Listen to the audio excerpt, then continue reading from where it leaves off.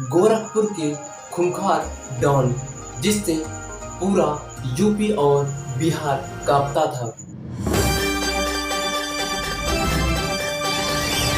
इस माफिया ने बंदूक के दम पर पूरी दुनिया को हिलाकर रख दिया था और जिसने सीएम को मारने का भी अंजाम दिया।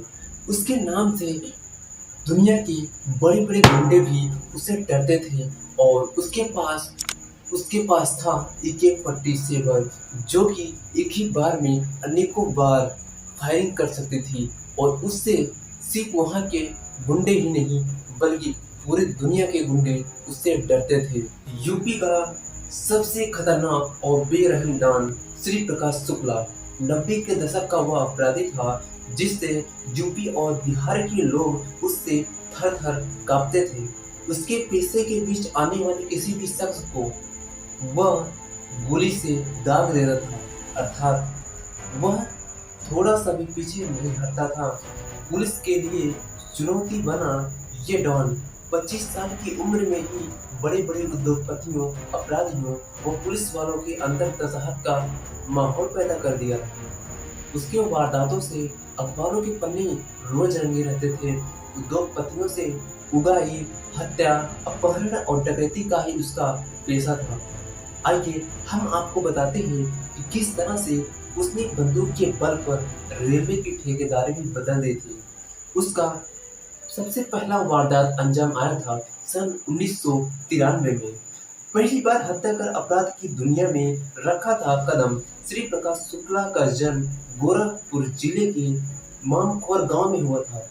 जानकारियां बताते हैं कि 1993 में श्री प्रकाश शुक्ला के बहन ने छेड़खानी करने वाले शख्स को बीच बाजार में गोली मारकर हत्या कर दी थी। श्री प्रकाश शुक्ला ने 20 साल की उम्र में यह पहला अपराध किया था। इसके बाद वह बैंकॉक भाग गया था। हालांकि यदि किसी भी बहन के साथ ऐसा कुछ होता है मार्केट में या कुछ भी होता है तो व्यक्ति अपना आपा खो देता है और उसका सूझबूझ दिमाग काम नहीं करता कि वह क्या सही कर रहा है या फिर गलत कर रहा है। खैर, बिहार के गुंडे सूरज भान की गैंग में हुआ था शामिल।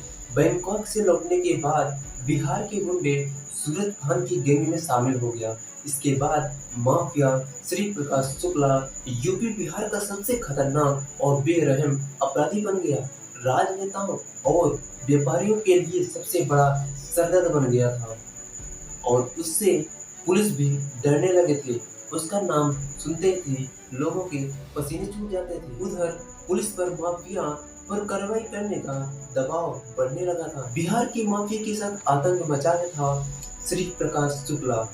22 साल की उम्र में रेलवे के ठेके में माफिया श्री प्रकाश शुक्ला ने जब एंट्री मारी थी और उसे मोकामा बिहार के माफिया सूरज भान दादा का यह मिला था।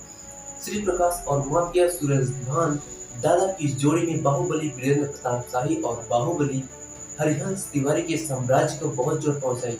वह दौर रेलवे के अफसरों के लिए चुनौती बन गया था। माफिया श्री प्रकाश शुक्ला के नाम से बड़े-बड़े गुंडे अंडरग्राउंड हो गए और खुद को रेलवे की ठेकेदारी से दूर कर लिया। उस वक्त रेलवे का टेंडर लेना मतलब मौत को दावत देने जैसा था।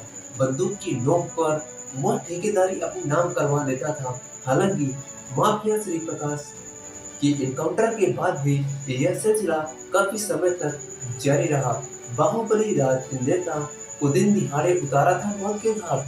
डॉन श्री प्रकाश शुक्ला के आतंक का अंदाजा आप इस बात से लगा सकते हैं कि साल 1997 में बाहुबली राजनेता को दिन दिहाड़े उतारा। साल 1997 में बाहुबली राजनेता वीरेंद्र शाही को उसे दिन दिहाड़े मौत के घाट उतार दिया था। यही नहीं, उसने 13 जून 1998 को पटना स्थित इंदिरा गांधी हॉस्पिटल के बिहार सरकार के तत्कालीन मंत्री बृज बिहारी प्रसाद को उनकी सुरक्षा कर्मियों के सामने ही गोली मारकर हत्या कर दी थी। इस घटना में AK-47 राइफल का इस्तेमाल फैला दी थी। तत्कालीन मुख्यमंत्री की ले ली थी सुपारी। बिहार के मंत्री की हत्या का मामला अभी ठंडा नहीं हुआ था कि पुलिस को एक ऐसी खबर मिली जिससे यूपी पुलिस के हाथ फूल गए। दरअसल माफिया श्री प्रकाश शुक्ला ने यूपी के तत्कालीन प्रधानमंत्री और मुख्यमंत्री कल्याण सिंह को मारने की सुपारी ले ली थी। ये खबर यूपी पुलिस के लिए बम गिरने जैसा था। डॉन के खात्मे के लिए हुआ था एसटीएफ का गठन, जो कि बहुत ही मुश्किल था। तत्कालीन मुख्यमंत्री कल्याण सिंह को माफिया श्री प्रकाश शुक्ला के मंसूबों की भनक लगते ही उन्होंने एसटीएफ का गठन करके उसे निर्देश दिया था कि वह बर्दाश्त अपराधियों से देश को मुक्त कराएगा। यह बात है 4 मई 1998 को। यूपी पुलिस के तत्कालीन एडीजी अजय राज शर्मा ने पुलिस के बेहतरीन 50 जवानों को चुनकर स्पेशल टास्क फोर्स एसटीएफ की गठन की थी। इस फोर्स का पहला टास्क श्री प्रकाश शुक्ला को जिंदा या मुर्दा पकड़ना था। 23 सितंबर 1998 को एसटीएफ ने प्रभारी अरुण कुमार को खबर मिली कि श्री प्रकाश शुक्ला दिल्ली से गाजियाबाद की तरफ आ रहा है। जैसे ही उसकी कार वसुंधरा एनवेट को पार किया, एसटीएफ की टीम ने पीछा करना शुरू कर दिया। उस वक्त डॉन को जरा भी शक नहीं हुआ था कि उसके पीछे एसटीएफ है। जैसे ही उसकी कार सुनसान इलाके में पहुंची, एसटीएफ की टीम ने अचानक उसकी कार को ओवरटेक कर उसका रास्ता रोक दिया। पुलिस ने उसे सरेंडर करने को कहा, लेकिन उसने नहीं माना और फायरिंग शुरू कर दी। जवाबी कार्रवाई में मारा गया। तो दोस्तों, हालांकि आज के युग में भी ऐसे अनेक लोग अंजाम दे रहे हैं, ऐसा अपराध में बढ़ रहे हैं, लेकिन यह हमारे लिए दुर्भाग्य की बात है। यदि ऐसे ही लोगों को यदि जरूरत है तो हमें वो है देश की बॉर्डर की। दोस्तों, अगर ऐसे लोग भी अगर उनको लग रहा है कि हाँ, हमारे अंदर सहन शक्ति है, मेरे ताकत है, मैं किसी भी देश को हरा सकता हूँ, तो दोस्तों आप आर्मी में जाइए और वहाँ पर अपना सेवा दीजिए। तो दोस्तों, ये रही श्री प्रकाश शुक्ला जी की कहानी, जो कि एक ही पत्ते से लेके वो कहीं भी चला जाता था और डरता किसी भी से नहीं था। और हालांकि वह एक बार की बात है, वह एक अपनी गर्लफ्रेंड से मिलने जाता है और यह सूचना पुलिस को पहले से पता चल जाती है। पुलिस पूछताछ करने के लिए आती है तो वह कार में बैठा होता है श्री प्रकाश शुक्ला, जो कि उसके पास AK-47 होता है। वह पुलिस को दिखाता है, कहता है, आप तो हमें जानते होंगे। पुलिस के पसीने पसीने छूट गए और उसने कहा, जी सर।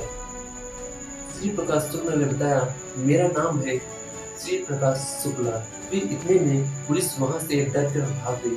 दोस्तों, इस वीडियो को देखने के बाद आपको क्या महसूस हुआ और आपको यह गैंगस्टर की कहानी कैसे लगी, हमें कमेंट सेक्शन में जरूर बताइएगा। हालांकि भारत में ऐसे बहुत से गैंगस्टर बने हुए हैं जिनका इनकाउंटर में मौत भी हुआ है और इसके अलावा कोई भी चारा नहीं है। दोस्तों, उम्मीद करते हैं आपको हमारी वीडियो अच्छी लगी होगी। अगर आपको ऐसी ही गैंगस्टर की कहानी सुनना पसंद है और क्या उसके खतरनाक अंजाम होंगे जो कि खौफनाक ही थे, और आपको ऐसी ही वीडियो हमारे चैनल पर मिलती रहेगी, आप लोग से रिक्वेस्ट है कि आप लोग हमारे चैनल को सब्सक्राइब करिए और कमेंट सेक्शन में लिखिएगा गैंगस्टर, जिससे हमें भी पता चले कि हमारे लोग कितने लोग हमारे वीडियो को देख रहे हैं और कौन कौन उनके इस गैंगस्टर की भावना से प्रभावित हुए थे। जय हिंद साथियों।